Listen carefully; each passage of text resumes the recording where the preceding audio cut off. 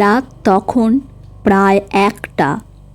শরতের হালকা ঠান্ডা বাতাস জানালার পর্দা নেড়ে দিচ্ছে।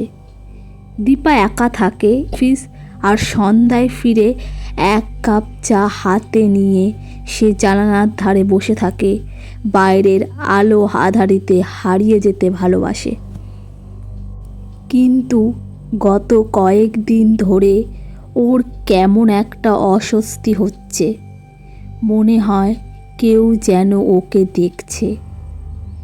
প্রথমে ভেবেছিল হয়তো পাশের ফ্ল্যাটের কেউ, কিন্তু সেটা খালি পড়ে আছে মাসখানেক ধরে।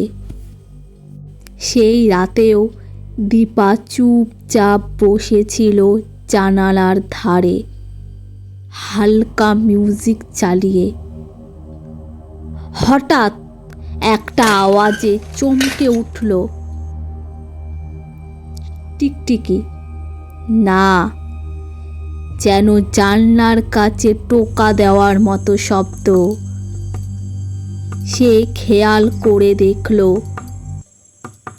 জানালার ওপাশে ঘন অন্ধকার, কিন্তু কোথা থেকে যেন একটা ছায়া খুব আস্তে জানালার কাছ ঘেঁষে চলে গেল।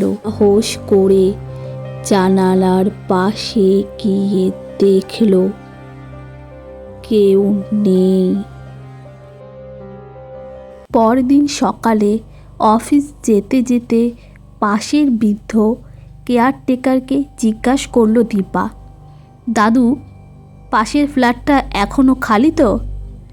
কেয়ারটেকার একটু থেমে বলল, হ্যাঁ মা, 1 বছর হলো।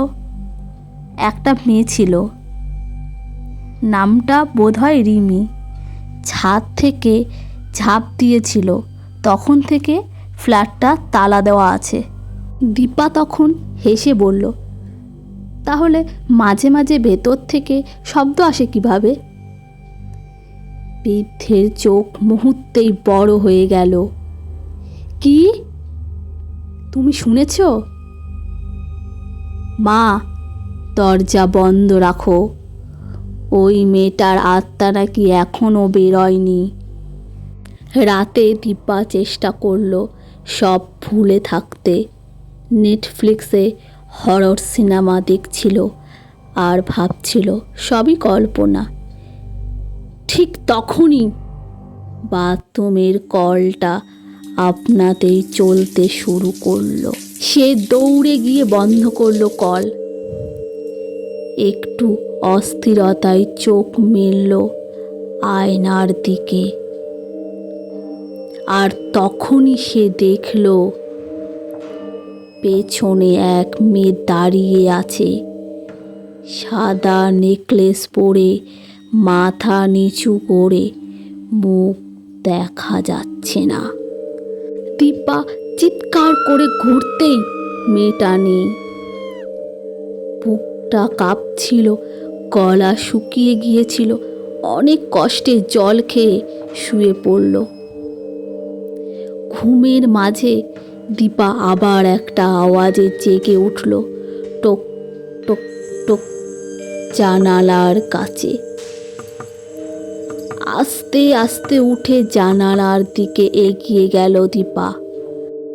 এবার সে স্পষ্ট দেখল কাচের পাশে সেই মেয়েটা, চোখ দুটো লাল, ঠোঁটে একটা অদ্ভুত হাসি, আর হাতে একটা চিরকুট।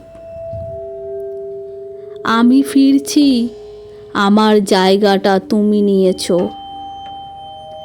পরদিন সকালে পাড়ার লোকজন দীপার ফ্ল্যাটের দরজা ভাঙল, কারণ ফোনে কেউ রিসিভ করছিল না।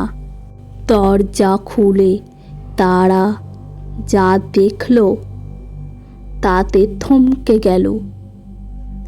দীপা জানালার পাশে পড়ে আছে, মুখে অস্পষ্ট ভয়ানক চিহ্ন, চোখ খোলা, যেন শেষবার কাউকে চেয়ে দেখেছিল। আর জানালার কাছে লেখা, সে ফিরে এসেছে।